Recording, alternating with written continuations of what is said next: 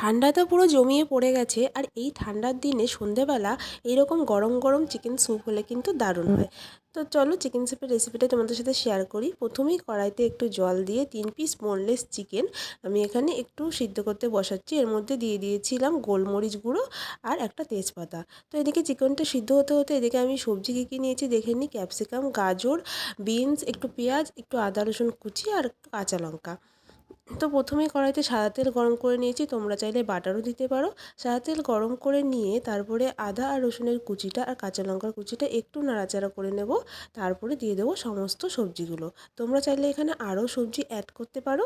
তো সবজিগুলোকে দিয়ে ভালো করে নেড়েচেড়ে নিচ্ছি। এখানে আমি মাঝখানে দিয়ে দিয়েছিলাম একটু নুন। নুন দিয়ে একটু নেড়েচেড়ে দিয়ে দিয়েছিলাম জল।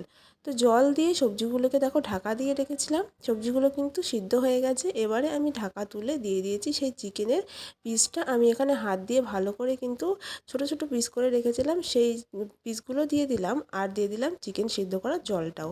তারপরে এর মধ্যে দিয়ে দিচ্ছি একটুখানি সয়া সস আর একটুখানি টমেটো সস। তো দিয়ে ভালো করে একটু নেড়েচেড়ে নেব। এগুলো দিলে কিন্তু কালারটা সুন্দর হয়, আর খেতেও কিন্তু চাইনিজ চাইনিজ লাগে, খেতে খুব ভালো লাগে। তো তারপরে এখানে দেখো একটুখানি আমি কর্নফ্লাওয়ার গুলে রেখেছিলাম। তো এখানে দেখো সব কিছু আমার ভালো মতন সিদ্ধ হয়ে গেছে আর ফুটছে ঝোলটা। এরপরে এর মধ্যে আমি দিয়ে দিচ্ছি একটুখানি গোলমরিচ গুঁড়ো, যেহেতু গোলমরিচ আগে একটু দিয়েছিলাম।